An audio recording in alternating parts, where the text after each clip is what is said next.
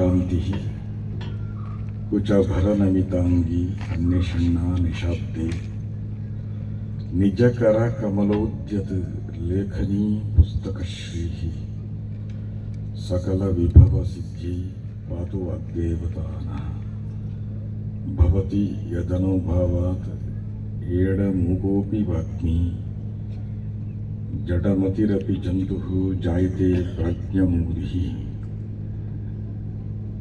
ಸಕಲ ವಚನಚೇತೋ ದೇವತಾ ಭಾರತೀ ಸಾ ಮಮ ವಚಸಿ ನಿಧತ್ತಾಂ ಸನ್ನಿಧಿಂ ಮಾನಸಿ ಚ.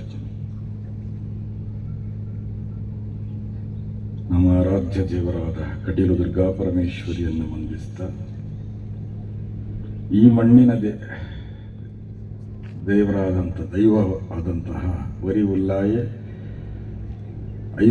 ಐವಡು ಸತ್ಯಳು ಪಣುಪಿನ ಒಂಜಿ ಆ ರೀತಿಯ ಆರಾಧನೆಯನ್ನು ಮಾನಿಸುತ್ತಾ ಆಮೇಲೆ ವೇದಿಕೆಯಲ್ಲಿರತಕ್ಕಂತಹ ಎಲ್ಲ ಗಣ್ಯರೇ ಹಾಗೂ ಎದುರುಗಡೆ ಇರತಕ್ಕಂಥ ನನ್ನ ಅಧ್ಯಾತ್ಮ ಬಂಧುಗಳೇ, ಹಿಂದೂ ಸಂಗಮ ಬಹಳ ಉತ್ತಮವಾದಂತಹ ಮಾತು. ಹಾಗಾಗಿ ಇಲ್ಲಿ ಕೂಡ ನಾನು ಸಂಗಮವಾಗಿ ಮಾತಾಡಲಿಕ್ಕೆ ಇಚ್ಛಪಡ್ತೇನೆ. ತುಳು ಮತ್ತು ಕನ್ನಡ ಎರಡನ್ನು ಒಟ್ಟಾಗಿ ಸಂಗಮವಾಗಿ ಮಾತನಾಡಿ ಆ ಮೂಲಕವಾಗಿ ನಮ್ಮ ಭಾಷಾ ಸಂಗಮವನ್ನು ಕೂಡ ಜಾಗೃತಿಗೊಳಿಸಬೇಕೆಂಬ ದೃಷ್ಟಿಯಿಂದ ಮಾತಾಡ್ತೇನೆ. ಹಾಗಾಗಿ ತುಳುವಲ್ಲೂ ಮಾತಾಡ್ತೇನೆ, ಕನ್ನಡದಲ್ಲಿ ಮಾತಾಡ್ತೇನೆ. ಯಾಕಂದರೆ ದಾಯ ಪಂಡ ಹಿಂದೂ ಪಂಡಲ ಈ ಶಬ್ದ ಎಂಚ ಬೈದಂಡು ಆಯ್ತಾ, ನಿಷ್ಪತ್ತಿ ಎಂಚ ಆಯ್ತಾ, ಮೂಲ ಎಂಚ ಅಂತೀರಿಂದ ಐಟ್ ಒಂಜಿ ಸಂಗಮ ಉಂಟು. ಸಿಂಧು ಪಂಪಿನ ಒಂಜಿ ಪುದಾರ ಆಯ್ತು ಅಪಭ್ರಂಶವಾತಿ ಹಿಂದೂ ಉತ್ತು ಬೈದಿ. ಸಿಂಧು ಪಣ್ತಾಂಡ ಸಮುದ್ರಗೂ ಪುದಾರ, ಸಮುದ್ರಗೂ ನಮ್ಮ ಸಿಂಧು ಪಣಪಿನ ಐತ ಅವರ ನಮ್ಮ ಸುತ್ತ ಇತ್ತಿನ ನೆಕ್ಕಲ ಹಿಂದೂ ಮಹಾಸಾಗರ ಸಿಂಧು ದಾಯ ಪಂಡ ಸಮುದ್ರ ಆಯ ಸಿದ್ದು ಬಣ ಐದು ಸಂಗಮ ದಾಯವನ್ನು ಬಣ್ಣ ಮಾತಾ ತುದೆಲ್ಲ ಪುಟ್ಟುಲ್ಲ ಸಮುದ್ರತ್ತೆ ದಾಯ ಪಂಡ ಆವಿಯಾತ ನೀರು ಪೋಡು ಮಿತ್ತು ಬರ್ಸಾತ್ ಪಿರ ಬರೋಡು ತುದೆ ಹಾಕೊಂಡು ತೋಡ ಹಾಕೊಂಡು ಪೂರ ಸೇರಿದು ಪೋಪಿನ ಕೂಡ ಪೂರ ಸಮುದ್ರಕ್ಕೆ ಆಯ್ತಾ. ಅವರ ಸಿಂಧು ಪಂಡ್ಬಣ್ಣನೆ ಇಟ್ಟು ಸಂಗಮದ ಧ್ವನಿ ಉಂಟು, ಸಂಗಮದ ಧ್ವನಿ ಉಂಟು ನೋಡಿ. ಸಿಂಧು ಎಂಬ ಶಬ್ದದಲ್ಲಿ ಸಂಗಮದ ಧ್ವನಿ ಉಂಟು. ಅಂತಹ ಸಂಗಮಯುಕ್ತವಾದಂತಹ ಆ ಹೆಸರಿನೊಂದಿಗೆ ಸಂಗಮ ಅಂದರೆ ಅಲ್ಲಿಂದ ಎಳೆಯಾಗಿ ಹೊರಟ ಎಲ್ಲವೂ ಕೂಡ ಒಂದು ಕಡೆ ಸಂಗಮ. ಆದರೆ ಅದಕ್ಕೆ ಬಹಳ ಪಾವಿತ್ರ್ಯವನ್ನು ನಾವು ಒಪ್ಪುತ್ತೇವೆ. ಒಂದು ನದಿ ಸಂಗಮ ಆದರೆ ಆ ಸಂಗಮಕ್ಕೆ ಎಷ್ಟು ಮಹತ್ವವನ್ನು ಕೊಡ್ತೇವೆ ಅಂದರೆ ಹೋದ ಸಲ ಆದ ಕುಂಭಮೇಳವನ್ನು ನೀವು ಗಮನಿಸಬಹುದು. ಗಂಗಾ ಯಮುನಾ ಸರಸ್ವತಿ ಸಂಗಮವಾದ ಅದರಲ್ಲಿ ಎಷ್ಟೆಷ್ಟು ಕೋಟಿ ಕೋಟಿ ಜನ ಸಂಗಮದಲ್ಲಿ ಸ್ನಾನ ಮಾಡಿದ್ದಾರೆ. ನಾವು ಹೋಗಿದ್ದೇವೆ. ಕೇವಲ ಒಂದು ಉತ್ತರ ಪ್ರದೇಶ ರಾಜ್ಯದಲ್ಲಿ ಇಡೀ ಭಾರತದ ಜನತೆ ಬಂದು ಸೇರ್ತದೆ ಅಂತಾದರೆ ಸಂಗಮಕ್ಕೆ ಎಷ್ಟು ಶಕ್ತಿ ಉಂಟು ನೋಡಿ. ಒಂದು ಸಂಗಮಕ್ಕೆ ಎಷ್ಟು ಶಕ್ತಿ ಉಂಟು ಅಂತ ನಮ್ಮ ಆ ನದಿಯನ್ನು ನೋಡಿ ನಾವು ಕಾಣಬಹುದು. ಒಂದು ನದಿ, ಅಲ್ಲಿ ಯಾವುದೇ ದೇವತೆಗಳನ್ನು, ಒಂದು ಗುಡಿಯನ್ನು ನಾವು ಕಾಣುವುದಿಲ್ಲ, ಕೇವಲ 3 ನದಿಗಳು ಒಟ್ಟಾಗುವುದು. ಆ ಸಂಗಮದಲ್ಲಿ ಸ್ನಾನ ಮಾಡಲಿಕ್ಕೆ ಕೋಟಿ ಕೋಟಿ ಜನ ಸೇರ್ತಾರೆ ಅಂತಾದರೆ ನಮ್ಮ ಹಿಂದೂ ಸಂಗಮದ ಒಂದು ದಾರ್ಢ್ಯ ಎಷ್ಟು, ಒಂದು ಘನತೆ ಎಷ್ಟು ನೋಡಿ. ಇದು ನಾವು ಸಂಗಮದ ಶಕ್ತಿ. ಇವತ್ತು ಆ ಸಂಗಮದ ಶಕ್ತಿಯನ್ನು ನಾವು ಎಕ್ಕಾರಿನಂತಹ ಸಣ್ಣ ಒಂದು ಈ ಹಳ್ಳಿಯಲ್ಲಿ ಕೂಡ ಕಂಡಿದ್ದೇವೆ. ಈ ಬಿಸಿಲಲ್ಲಿಯೂ ಕೂಡ ಇಷ್ಟು ಜನ ಸೇರಿದ್ದಾರೆ ಅಂತಂದ್ರೆ ಅದು ಸಂಗಮದ ಶಕ್ತಿಯ ಹೊರತು ಬೇರೆ ಏನಲ್ಲ. ಯಾಕಂದರೆ ಒಂದು ಒಟ್ಟುಗೂಡಿಸಲಿಕ್ಕೆ ಅಷ್ಟು ಸುಲಭ ಇಲ್ಲ. ಒಂದು ಸಾಂಘಿಕವಾದ ಒಂದು ಸಂಗಮದ ಶಕ್ತಿ ಇದ್ದರೆ ಮಾತ್ರ ಒಟ್ಟುಗೂಡಿಸಲಿಕ್ಕಾಗ್ತದೆ. ಹಾಗಾಗಿ ಅಂತಹ ಒಂದು ನಾನು ಸದಾಶಿವನಲ್ಲಿ ಮತ್ತು ರತ್ನಾಕರನಲ್ಲಿ ಹಾಗೆ ಹೇಳಿದ್ದೆ, ಎಕ್ಕಾರಿನ ಜನತೆ ಸಂಗಮದಲ್ಲಿ ಬಹಳ ಮಹತ್ವವುಳ್ಳವರು ಅಂತ.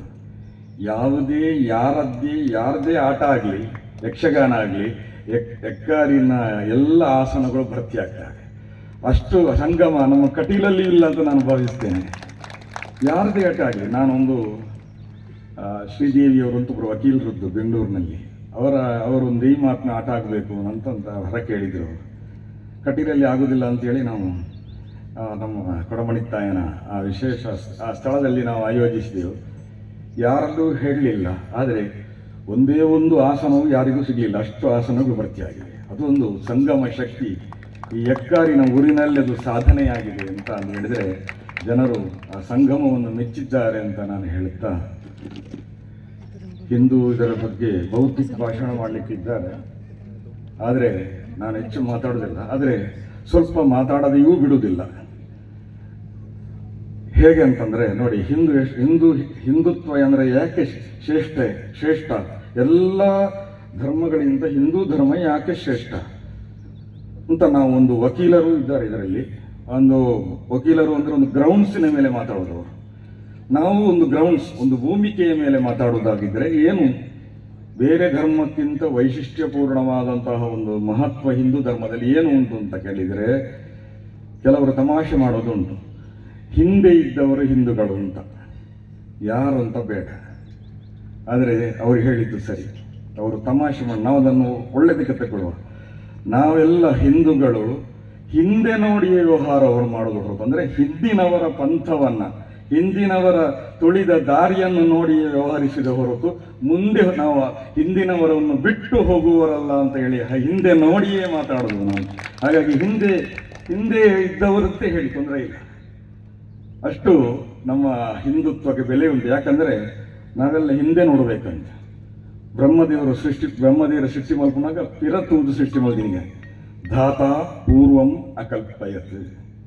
ಧಾತ ಬಣದಂಡ ಬ್ರಹ್ಮದೇವರು ಆ ಪಿರತೂದು ದುಂಬುದ ಸೃಷ್ಟಿ ಆಯ್ತಾ. ಅವರ ನಮ್ಮ ಪಿರ ದಾದಮಂತ ಅಂದ ತೂದು ನಮ್ಮ ಹಣೆ ಬರಹ ಮಣಪತ ನಮ್ಮ ನೆಟ ಬರೆಯದ್ದು ಆಯನ ದುಂಬುದ ಸೃಷ್ಟಿ. ಪಿರತು ಒಂದೇ ಬ್ರಹ್ಮದೇವರ ಸೃಷ್ಟಿ ಮಲ್ಪುಜೀರಿ ಆಯ್ತಾರ. ಪಿರತು ಒಂದೇ ಹಿಂದುಳ್ಳ ಒವು ಹೆಜ್ಜೆಲ ದುಂಬುದಿ ಪೂಜೆ ನಂಗೆ ಹಿಂದುಳೆಗೆ ಹೆಜ್ಜೆ ಪೂರ ಪಿರ ಆಯ್ತಾರ. ನಮ್ಮ ಮಹಾಭಾರತ ರಾಮಾಯಣ ಒಂದೇನು ಪೂರ ಪಿರತುವುದು ನಮ್ಮ ದುಂಬರ್ಪಿನಿ ಆಯ್ತಾವರ. ಹಿಂದುಳಿಯ ಪಲ್ಲ ಹಿಂದೆ ಬಂಡದಾಲ ಬೇಜಾರ ಮಲ್ಪಡಿ ನಮ್ಮ ಏ ಪಲ್ಲ ಹಿಂದೇನೆ ದಂಡ ಹಿಂದೆ ತೂದು ಪಿರತೂದು ನಮ್ಮ ಪ್ರವೃತ್ತಿ ಮಲ್ಪೋಣ ಆಯ್ತಾರ. ನಮ್ಗೆ ಗ್ರೌಂಡ್ಸ್ ದಾದ ನಮ್ಮ ಭೂಮಿಕೆ ಏನು ನಮ್ಮಲ್ಲಿ ಅಂತ ಹೇಳಿದರೆ, ಒಂದನೇದಾಗಿ ಹಿಂದೂಗಳ ಒಂದು ಅನುಷ್ಠಾನ, ಒಂದು ಆರಾಧನಾ ಪದ್ಧತಿ ನೋಡಿ. ಪ್ರಾರಂಭದಲ್ಲಿ ಅಚೇತನಕ್ಕೂ ಪೂಜೆ ಮಾಡುವ ಒಂದು ಧರ್ಮ ಇದ್ದರೆ ಅದು ಹಿಂದೂ ಧರ್ಮ ಮಾತ್ರ, ಬೇರೆ ಯಾವ ಧರ್ಮದಿಲ್ಲ. ಅಚೇತನಕ್ಕೂ ಪೂಜೆ ಮಾಡ್ತೇವೆ ನಾವು. ಒಂದು ಕಲ್ಲು ಬಂಡೆಗೂ ಪೂಜೆ ಮಾಡ್ತೇವೆ. ಒಂದು ಅಚೇತನವಾದಂತಹ ಎಲ್ಲ ಪಂಚಮಹಾಭೂತಗಳಿಗೂ ಪೂಜೆ ಮಾಡ್ತೇವೆ. ಎಲ್ಲದರಲ್ಲಿಯೂ ಒಂದು ವೇಳೆಗೆ ಅಭಿಮಾನಿ ದೇವತೆ ಉಂಟು ಅಂತ ಹೇಳೋದು. ಹಾಗಾಗಿ ದೀರ್ಘಾಹ ನಾಗಾಹ ನದ್ಯಃ ಗಿರಯಃ ತ್ರೀಣಿ ವಿಷ್ಣು ಪದಾನಿ ಚ ತೇನ ಆಯು ಪ್ರಮಾಣೇನ ಪುಣ್ಯಾಹಂ ದೀರ್ಘಮಾಯುರಸ್ತು ಅಂತ ನಮ್ಮಲ್ಲಿ ಪೂಜೆ ಮಾಡುವಾಗ ಆಶೀರ್ವಾದ ಮಾಡ್ತಾರೆ. ದೀರ್ಘಕಾಲ ಹರಿಯತಕ್ಕಂತಹ, ದೀರ್ಘಕಾಲ ಇರತಕ್ಕಂತಹ ಮರಗಳು ದೀರ್ಘಾಹ ನಾಗಾಹ, ದೀರ್ಘಾಹ ನದ್ಯಃ ಬಹಳ ಕಾಲ ಇರತಕ್ಕಂತಹ ನದಿಗಳು, ದೀರ್ಘಾಹ ನಾಗಾಹ ದೀರ್ಘಾಹ ನದ್ಯಃ ದೀರ್ಘಾಹ ಗಿರಯ ಬಹಳ ಕಾಲ ಇರತಕ್ಕಂತಹ ಪರ್ವತಗಳು. ಅವುಗಳಿಗೆ ಎಷ್ಟು ಆಯುಷ್ಯ ಉಂಟೋ ಅಷ್ಟು ನಿಮಗೆ ಆಯುಷ್ಯ ಇರಲಿ ಅಂತ ಆಶೀರ್ವಾದ. ನಾವು ಅಚೇತನದಲ್ಲಿಯೂ ದೇವರನ್ನು ಕಾಣುವುದು, ಕಲ್ಲಲ್ಲಿಯೂ ಕಾಣ್ತೇವೆ. ಒಂದು ಎಲ್ಲದರಲ್ಲಿ ಪ್ರತಿಯೊಂದರಲ್ಲಿ ಕೂಡ ಈಗ ನಾವು ದೇವರನ್ನು ಆರಾಧನೆ ಮಾಡುವಾಗ ಅಚೇತನವಾದಂತಹ ಮೂರ್ತಿಯನ್ನೇ ನಾವು ಕಾಣೋದು, ಆದರೆ ಅದರಲ್ಲಿ ಚೈತನ್ಯದ ವಿನಿಮಯ ಮಾಡಿಕೊಳ್ಳುವುದು ಅದೊಂದು ದೊಡ್ಡದಾದಂತಹ ಸಾಧನೆ. ಹಾಗಾಗಿ ಅಚೇತನದಲ್ಲಿ ದೇವರನ್ನು ಕಾಣುವುದು. ಮುಂದೆ ಬಂದರೆ ಪ್ರಾಣಿಗಳಲ್ಲಿ ದೇವರನ್ನು ಕಾಣುವ, ಮತ್ತೆ ವೃಕ್ಷಗಳಲ್ಲಿ ದೇವರನ್ನು ಕಾಣುವಂತಹ ಒಂದು ಏಕೈಕ ಧರ್ಮ ಇದ್ರೆ ಅದು ಹಿಂದೂ ಧರ್ಮ. ಈಗ ನೋಡಿ, ಇದು ಗೋಪೂಜೆ ಮಾಡಿದ್ದೇವೆ, ಒಂದು ಪ್ರಾಣಿ. ನಿಜವಾಗಿ ಒಂದು ಸಾಮಾನ್ಯ ದೃಷ್ಟಿಯಲ್ಲಿ ನೋಡುವುದಾದರೆ ಒಂದು ಪ್ರಾಣಿಯನ್ನು ಹಿಡಿದು ತಿನ್ನಬೇಕು ಎಂಬಂತಹ ಕಾಯಕಲ್ಪದಲ್ಲಿ ಇರುವುದು ಈ ಜಗತ್ತು. ಒಬ್ಬರು ಜಪಾನಿಗೆ ಹೋದ್ರಂತೆ. ಅವರು ನಮ್ಮವರ ಹಿಂದೂಗಳು, ಅವರಿಗೆ ವೆಜ್ ತಿನ್ನುವವರು, ಅವರು ಸಸ್ಯಾಹಾರಿಗಳು. ಆದರೆ ಎಲ್ಲ ಈ ಪ್ರಾಣಿಗಳು ಇಂಥ ಮಾಂಸ ಉಂಟು ಅಂತ ಬಂದಂತೆ ಜಪಾನಿಯಲ್ಲಿ. ಏನೂ ಇರಲಿಲ್ಲ. ಕೊನೆಗೆ ಅಲ್ಲಿ ಕೇಳಿದ್ರಂತೆ, ನಮಗೆ ಇದು ವೆಜ್ ಅಂತ ಗೊತ್ತಿಲ್ಲ ಅವರಿಗೆ. ಈ ರೀತಿಯಾದ ಜನ ಇದ್ದಾರೋ ಅಂತಲೂ ಗೊತ್ತಿಲ್ಲ. ಅಂತಹ ಒಂದು ಪರಿಸ್ಥಿತಿ ಫಾರಿನಲ್ಲಿ. ಕೊನೆಗೊಂದು ಬ್ರೆಡ್ ಇತ್ತು ಅಂತ ಅದನ್ನು ಮಾತ್ರ ತಿಂದು ಬಂದರು. ಆ ರೀತಿಯಾದಂತಹ ಸ್ಥಿತಿ ಪ್ರಾಣಿಗಳಲ್ಲಿಯೂ. ಅದು ತಿನ್ನಲಿಕ್ಕೆ ಇರುವುದು, ಅದು ಪೂಜನೀಯ ವ್ಯಕ್ತಿ, ಪೂಜನೀಯಾದಂತಹ ಸೊತ್ತಲ್ಲ ಅಂತ ಹೇಳುವವರು. ಹಾಗಾಗಿ ನಾವೇನು ಮಾಡ್ತೇವೆ ಅಂದರೆ, ಆ ಪ್ರಾಣಿಯಲ್ಲಿ, ಆ ಗೋವಿನಲ್ಲಿ ದೇವರಿದ್ದಾರೆ. ಅದರಲ್ಲಿ ಎಷ್ಟು ಕೋಟಿ, 33 ಕೋಟಿ ದೇವತೆಗಳಿದ್ದಾರೆ. ಅದು ಕೊಡತಕ್ಕಂತಹ ಇದೆಲ್ಲ ಪಾವಿತ್ರ್ಯಗಳು, ಅದೆಲ್ಲ ದೇವರಿಗೆ ಸಮರ್ಪಣೆ ಆಗುವುದು. ಅದರಿಂದಲೇ ಪಂಚಾಮೃತ, ಅದರಿಂದಲೇ ಪಂಚಗವ್ಯ. ಈ ರೀತಿಯಾಗಿ ಒಂದು ಪ್ರಾಣಿಯಲ್ಲಿ ದೇವತ್ವವನ್ನು ಕಾಣುವ ಏಕೈಕ ಧರ್ಮ ಅದು ಹಿಂದುತ್ವ. ಆನೆಯ ಮುಖ ನೋಡಿ, ಗಣಪತಿಯ ಮುಖಕ್ಕೆ ಆನೆಯ ಮುಖ. ಈ ರೀತಿ ಒಂದು ದೇವರ ವಾಹನಗಳೆಲ್ಲ ಪ್ರಾಣಿಗಳು. ಸಿಂಹವಾಹಿನಿ, ಆಮೇಲೆ ಹುಲಿಯ ಮೇಲೆ ದೇವಿ, ಆಮೇಲೆ ವರಾಹ ದೇವರು. ಈ ರೀತಿ ಅನೇಕ ಪ್ರಾಣಿಗಳಲ್ಲಿ ವಾಹನವನ್ನು ಕೂಡ ನಂದಿ ಮೊದಲಾದಂತಹ ಪ್ರಾಣಗಳನ್ನು ಪೂಜೆ ಮಾಡತಕ್ಕಂತಹ ಧರ್ಮ ನಮ್ಮ ಹಿಂದೂ ಧರ್ಮ. ಪ್ರಾಣಿಗಳಿಂದ ಮನುಷ್ಯರಿಗೆ ಬರೋಣ. ಮನುಷ್ಯರಲ್ಲಿಯೂ ದೇವತ್ವವನ್ನು ಕಾಣುವ. ನಾವು ಅವರೇನೋ ಸೆಕೆಂಡ್ ಕೊಡ್ತಾರೆ, ಅದರಲ್ಲಿ ಅವರು ಎಂಥದ್ದು ಯಾಕೆ ಕೊಡ್ತಾರೆ ಅಂತ ಗೊತ್ತಿಲ್ಲ. ಆದರೆ ನಾವು ನಮಸ್ಕಾರ ಕೊಡುವಾಗ ಎಂತಹ ಒಂದು ಧರ್ಮವನ್ನು ನಾವು ಕಾಣ್ತೇವೆ ಅಂತಂದರೆ, ಅವರೊಳಗಿನ ದೇವರಿಗೂ ನಮ್ಮರೊಳಗಿನ ದೇವರಿಗೂ ನಮಸ್ಕಾರ ಅಂತ. ಅದು ಇವತ್ತಿಗೂ ಕೂಡ ಅದು ವೈಜ್ಞಾನಿಕವಾಗಿ ಆ ನಮಸ್ಕಾರ ಎಷ್ಟು ಶ್ರುತವಾಯಿತು ಅಂದರೆ, ಕೊರೋನಾ ಕಾಲದಲ್ಲಿ ಶ್ರುತವಾಯಿತು. ನಾವು ಮಾಡತಕ್ಕಂಥ ನಮಸ್ಕಾರ ಎಷ್ಟು ದೊಡ್ಡದು ಅಂತ ಹೇಳಿ ಇಡೀ ಜಗತ್ತಿಗೆ ಗೊತ್ತಾದಂತಹ ಏಕೈಕ ಕಾಲ ಕೊರೋನಾದ ಕಾಲ. ಎಲ್ಲರೂ ಕೈ ಸೆಕೆಂಡ್ ಮಾಡಲಿಲ್ಲ, ಕೈ ಮುಗ್ದದ್ದೇ. ಹಾಗಾದರೆ ನೋಡಿ, ಯಾಕೆ ಕೇವಲ ಅದಕ್ಕಲ್ಲ, ಒಳಗಿನ ದೇವರ ಅನುಸಂಧಾನ. ನಾವೊಂದು ಮದುವೆ ಮಾಡಿಕೊಡುವಾಗ ಎಷ್ಟು ಸುಂದರವಾಗಿ ನಮ್ಮ ಕಲ್ಪನೆ ಉಂಟು ಅಂತಂದರೆ, ಆ 2 ಗಂಡು ಹೆಣ್ಣು ಒಂದು ಕಾಮಕ್ಕಾಗಿ ಒಟ್ಟಾಗುವುದಲ್ಲ. ಧರ್ಮ ಪ್ರಜಾ ಸಿದ್ಧಾರ್ಥಂ ಇಮಾಂ ಕನ್ಯಾಂ ವೃಣೀಮಹೆ. ಧರ್ಮದ ಪ್ರಜೆಗೋಸ್ಕರ ನೋಡಿ, ಸುಂದರವಾದ ಒಂದು ಸಂಕಲ್ಪ ನೋಡಿ. ಹಿಂದೂ ಧರ್ಮದ ಒಂದು ವಿಶಿಷ್ಟ ಧರ್ಮ, ಒಂದು ಸಂಕಲ್ಪ ಎಷ್ಟು ಸುಂದರ ಅಂತಂದರೆ, ಧರ್ಮ ಪ್ರಜಾ ಸಿದ್ಧಾರ್ಥ. ಧರ್ಮವುಳ್ಳ ಪ್ರಜೆಗಳ ಸಿದ್ಧಿಗೋಸ್ಕರ ಈ ಮದುವೆ, ಈ ಕನ್ಯೆಯನ್ನು ನಾನು ಕೈ ಹಿಡಿಯುತ್ತೇನೆ ಅಂತ.